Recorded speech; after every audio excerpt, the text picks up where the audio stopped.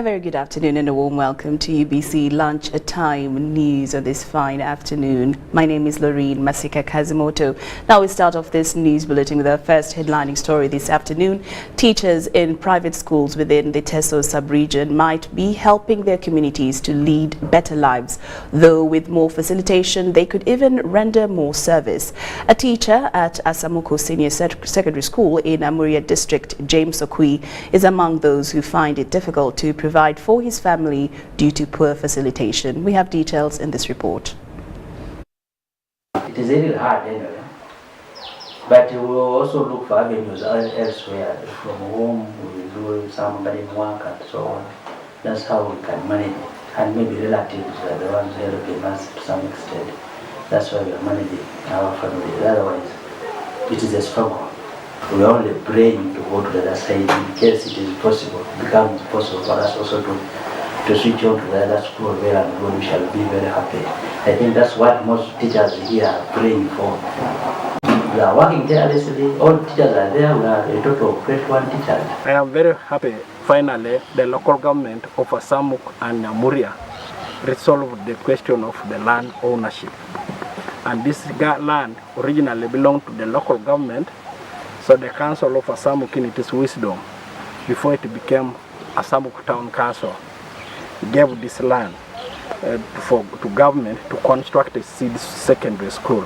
What's remaining is just completing the two beams, and then we start roofing. Roofing is expected to take roughly between 2 to 3 months, and then we plaster.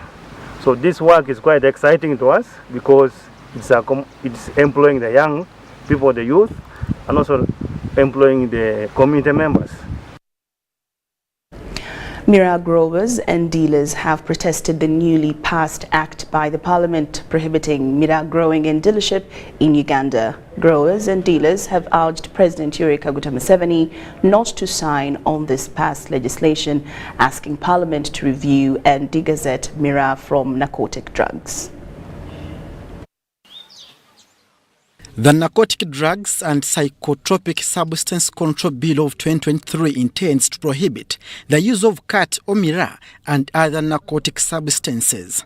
Only that mira keeps somebody to be stable, being humble, to keep yourself chewing slowly by slowly, just to entertain somebody busy, not to move around. That's the use of mira, the hell of mira. So lina musango baje batusomese and then batuwe chilala chokora agamati chino muchileke mukore chino. Those in the Mila business chain argue against the misconception that Mila leads to mental disorder. All people are selling, they are boozing, they are creating another club day and night. And Mira has no problem. Somebody can chew Mira from morning up to evening without fighting, getting drunk. But Mira, alcohol, somebody can only take it for 30 minutes. You find that somebody has fall even down, drunk. So Mira has no problem. You cannot get drunk when you are chewing Mira. The business is prominent in Kasenge Wakiso district and is the main cash crop in Ibutambala district, employing a reasonable population who are likely to lose a vital source of income. Tulimya amayirungi gano gakuzizza abaana baffe gasomesezza abaana tuzimbyeko buli kimu kyonna tukyetuusizzaako olw'ensonga y'ekibala kino. Ekibala kino kyolaba kikuumya abantu bannayuganda wano emirimu mu mirimu gavumenti gyetekyalina.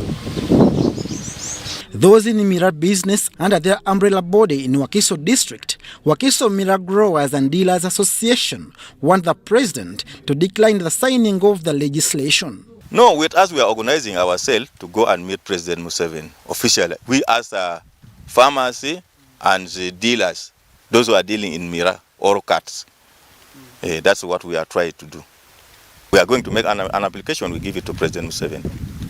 Even we are going to put another file, we are going to supply a court also. We are going to put another case in the high courts. Leveraging on the total number of employed individuals, dealers want government to establish an alternative and compensation in case the legislation is maintained. Nga abantu abo bagenda kola ki ate bagenda kulya ki so badde nsaba government sokedde mu ground ekore mulimu yako nga nanyini gwanga sokelabe abamekane bakola batya bafunamu batya era bagenda kola ki and then bajeyo Mira kujako maybe target zawe endala bayagala kuwamba taka zaffe kubanga. This claim there is a court proceeding concerning Mira as a drug substance, which Parliament did not put into account while passing this law. They did not give us time to talk with them, only that they are continuing with their program, but we were there. Attorney General, era bakomeza etteeka ne baliza mu Parliament nga olebera sibamativu. These instead want government to connect them to the regional and broader markets. Kukebera fe tutujigana kwa tekilina obulwadde neba tuwelansi nga abasuubuzi ba Mira tubawade lansi muli baddemu kwa exporting amali zamwe ekyo tukiriziganya nakyo tutulina ebizibu. If the bill is assented to by the President to become a law, an exception for dealing in these substances will be permitted by the Minister of Health, and those found in possession will be imprisoned for 20 years or be fined 1 billion shillings. Abdul Nasili Lubwama and Juma Samba for UBC. Members of Parliament have clashed with Ministry of Education and Sports officials over early childhood education. The legislators, through a petition by the Pre-Primary Teachers Training Institutions Association, want government to own nursery education, but the ministry maintains that the sector by policy is in the hands of the private sector. The MPs say this puts nursery education at stake. Philip Aguta was at Parliament and reported. What is happening? I would wish to... Ministry of Education officials led by Minister Muyingo has this Wednesday appeared before the Education Committee to respond to a petition by Pre-Primary Teachers Training Institutions Association proposing that government owns nursery education, which is right now being run by the private sector. The petitioners have proposed that government establish training institutions for nursery teachers, assesses them, employ and establish nursery schools in all government-aided primary schools. However, the Ministry of Education officials, while appearing before the Education Committee, maintains that the current National Teachers Policy 2019 puts the nursery education in the hands of private sector. We are committed as government to ensure that early childhood education is provided to everybody. We are committed as the resources allow. And we feel as government that the best should be given to our children in school as the resources allow. It really places early childhood in the private sector. That does not mean that as a ministry we do not remain with the oversight and regulatory role. However, that role requires resources, and the resources are not sufficient, as you will hear from the Commissioner. The Division of Pre-Primary Education is grossly understaffed to execute whatever we've been talking about here. It only has 4 officers: Assistant Commissioner, Principal Education Officer, Senior Education Officer, and Education Officer. That's the staffing of that division. The response did not go well with the legislators and criticized the Ministry of Education officials for running away from responsibility. Dr. Miyingo and your team, handsome as you are and beautiful as you are, the answer here is not about enforcing things that are not going to happen. Teaching is not about, yes, qualification is there, but you people, you don't have even colleges that are teaching nursery teachers. Show them to us. Even your document here betrays you that you have a component, meaning you just have a small component in government schools. But nursery teaching is beyond that. It's beyond that. Show us your colleges. Try to refer to the document. Mr. Chairman, I feel like I feel like crying. These people have killed education, but they come here. These people should be cast before God. Why didn't you wait to bring up that structure that will handle examinations before you make pronouncements and punish everybody? I want to interest the Minister of Education on the extortion happening. When these teachers come to you, to the ministry for direction on a body to do assessment, the Ministry of Education refers them to Makerere University. And the Makerere University, there is a stall where they are charged 300,000 plus for every student. UBTEB charges only 59,000. Now, the ministry wants this kind of extortion to continue indefinitely as you bring your work in progress. We are planning. We shouldn't allow this in our country. The MPs were also against the idea by the ministry to set bachelors as a minimum requirement for teachers, including nursery teachers that they say are not paid and trained by government. They are not employed in our schools to do that job, and they have the knowledge. We have not utilized them yet, and we believe we can utilize those ones with the degrees. In that case, Honorable Minister, which part of Uganda are we going to sell to get all that amount of money to pay our people who will be teaching our children in nursery schools when we have failed to pay scientists? Philip Aguta for UBC News at Parliament. Very disappointed.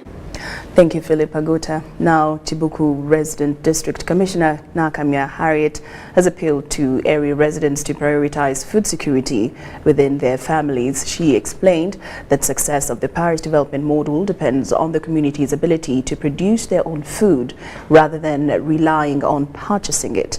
Nakamia made the remarks while speaking to the members of Chibuku Zibula Atude Sako at the Chibuku Secondary School playground in Chibuku Town Council.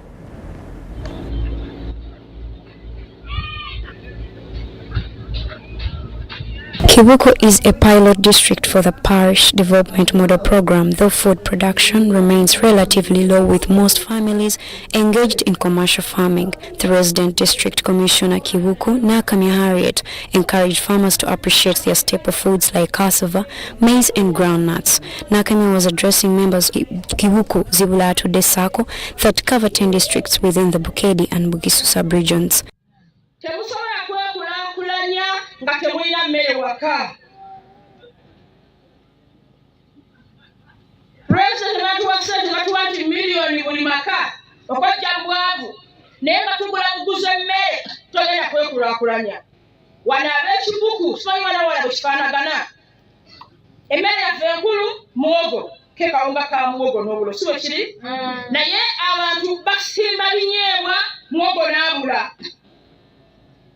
The resident district commissioner Chibuku Nakamia Harriet wants SACCO members to participate in parish development model groups in order to enhance their financial standings within the SACCO. She also pledged to take action against individuals who undermine government programs.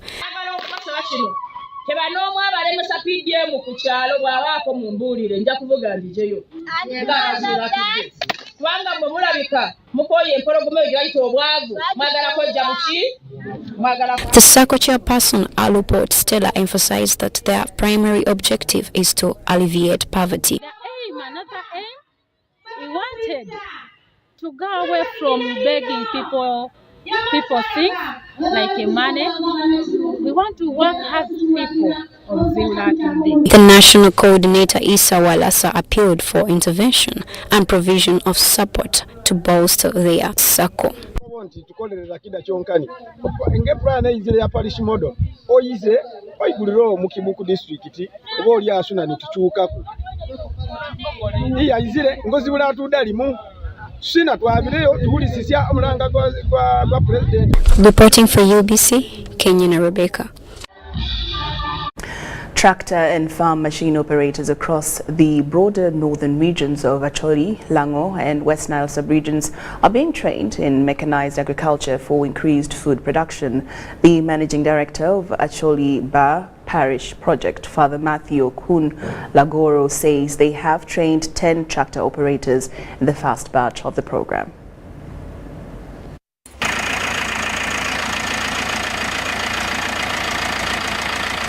The Gulu Catholic Diocese is leading the mechanization of agriculture agenda for mass food production in the greater northern region.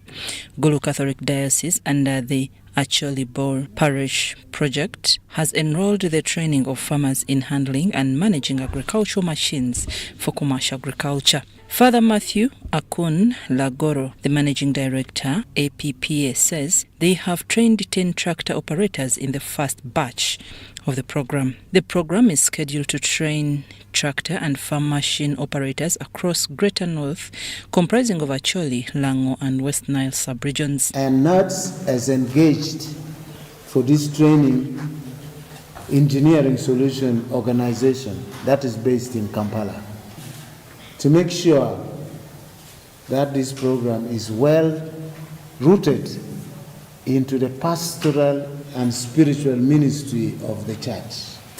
The trainees who were passed out on Monday were equipped in operating tractors, among other farm machines. The initiative is jointly being undertaken by the Gulu Catholic Archdiocese under the stewardship of Archbishop John Baptist Odama, with support from the Ministry of Agriculture, Animal Industry and Fisheries through National Agricultural Advisory Services.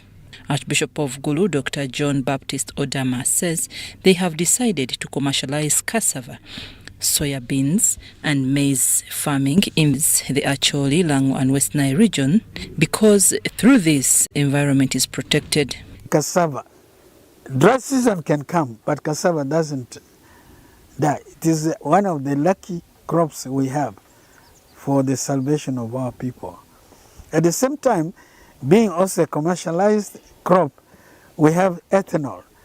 Now the ethanol being used to produce fuel for cooking, petrol with the ethanol, so that we get fuel that is not giving smoke. If we could all adopt that, our trees will be thanking us very much. Through the same program, Gulu Catholic Archdiocese has revealed 3 out of 10 tractors for mechanized agriculture and commercial production. Jackson Lacor, District Production Officer in Acholi Sub-Region, notes that the area is endowed with arable land, conducive climate and good relief, which is very good for agricultural mechanization. He explains that the mass production of crops is being affected by the use of rudimentary tools. Our agriculture is underdeveloped. Why? Because we are still using rudimentary tools. I think most families, it is the hoe and the panga, and we cannot do much with the hoe and the panga. We are not. UBC Lunchtime News takes a very short break, but we return after the break with more stories.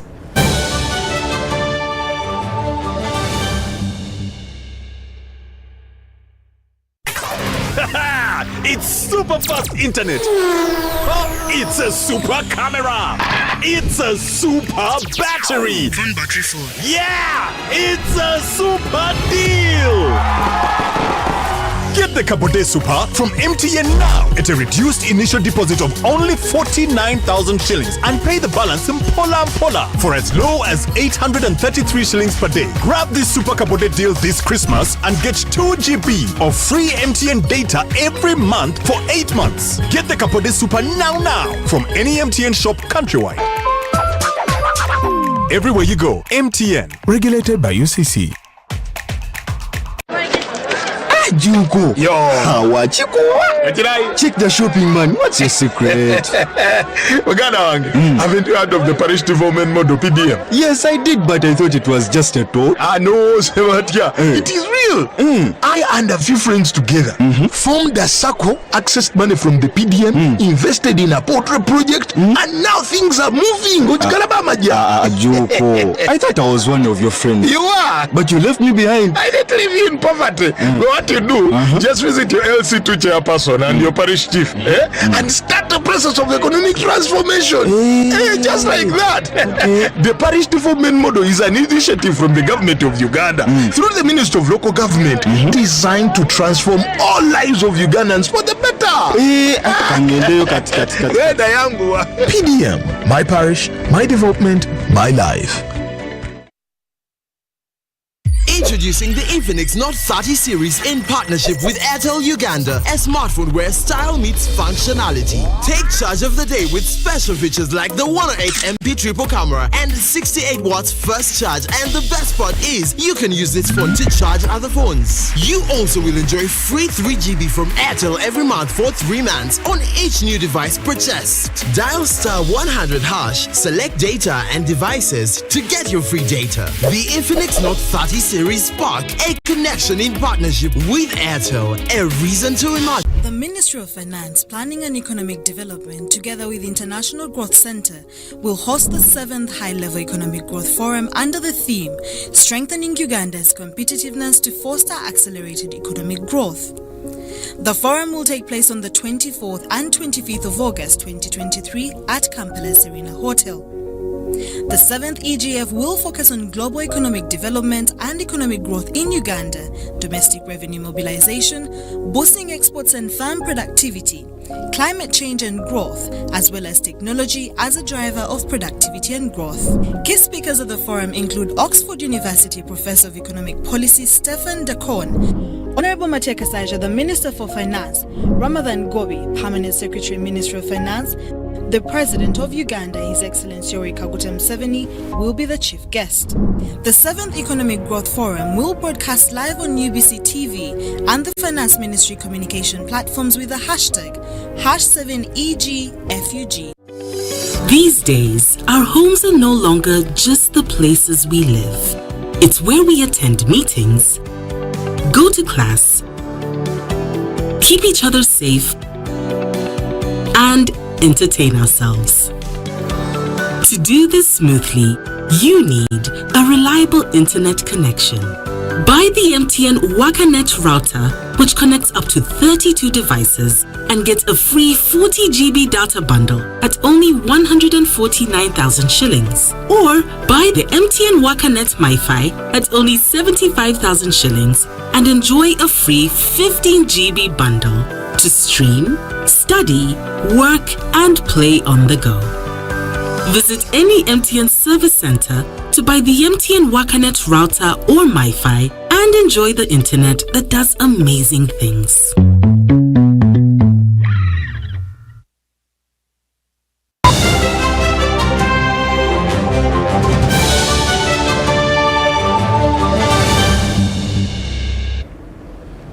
Welcome back from the break, and we're glad that you're still with us this afternoon. Now, in more news, Uganda's export sector is to receive a boost at the international stage for economic growth. This was disclosed by the Chairman, Presidential Advisory Committee on Exports and Industrial Development, Odrek Rabogo, at the signing of the Memorandum of Understanding between PASID, Cargo X and Technology Associates to uplift Uganda's exports. Addition so that we can double. The partnership is a bonus to Ugandans into the export sector with the purpose of enhancing development for stakeholders through opening boundaries to match the global standards. That enables actors in the export value chain of all targeted export commodities. PASID's partners Cargo X and Technology Associates are optimistic the agreement will create a level ground for links between Uganda and Europe to transform economic growth for Uganda's exports through technology export exchange. Cargo X will provide an integrated global blockchain document transfer layer through its blockchain document transfer solution. Through this pilot project, we aim to demonstrate and develop a new tool that enhances Uganda's international trade capacity and performance, improve transparency, and facilitate data processing in the digital era. Societies and nations globally have evolved through commerce, and governments and administrations have always strived to establish enabling environments to facilitate the buying and selling of goods and services. Uganda has been an agrarian society for centuries, and producing agriculture commodities for consumption and trade is a practice embedded in our ethos and culture. The world is intrinsically connected, and global trade more so. Importers of our produce need us to meet global standards to respond to the demands of their local consumers. Uganda has no choice but to adapt and adopt. Our approach, methods, and practices must evolve, improve, and align with these global standards and best practices. And this has to occur across our entire produce value chain.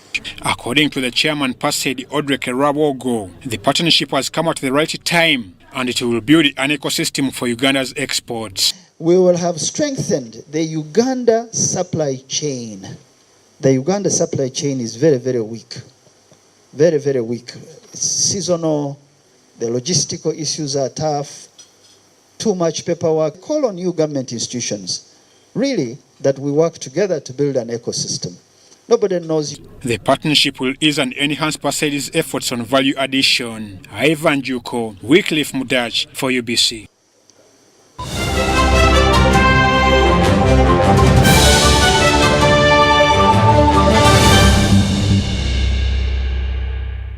International scene, Human Rights Watch says since the start of armed conflict in Sudan between the army and the Rapid Support Forces on April 15th, the RSF and predominantly Arab-allied militia have carried out repeated attacks on towns and villages in the West Darfur state. The attacks have mainly targeted areas inhabited by one of the main non-Arab communities, the Masalit. Mohammed Osman, a Sudan researcher for the Horn and East Africa at Human Rights Watch, who worked alongside other Human Rights Watch colleagues and gave an eyewitness account of the civilian atrocities in Sudan. Salit is the predominant community in West Darfur. They have been at the crosshairs similar attacks in the last years as well by the Rapid Support Forces and the Arab-allied militias. So men were targeted because they were either fighting, defending their communities, or with the perception of them being fighters. But definitely women and girls also received the brunt of that attack, in particular when it comes to the sexual violence cases we documented. And what action does Human Rights Watch recommend to hold those responsible to account? Well, UBC Lunchtime News has come to an end. Thank you so much for your company. I'm Lauryn Masika. Do enjoy much more of UBC Television's programming. Good afternoon.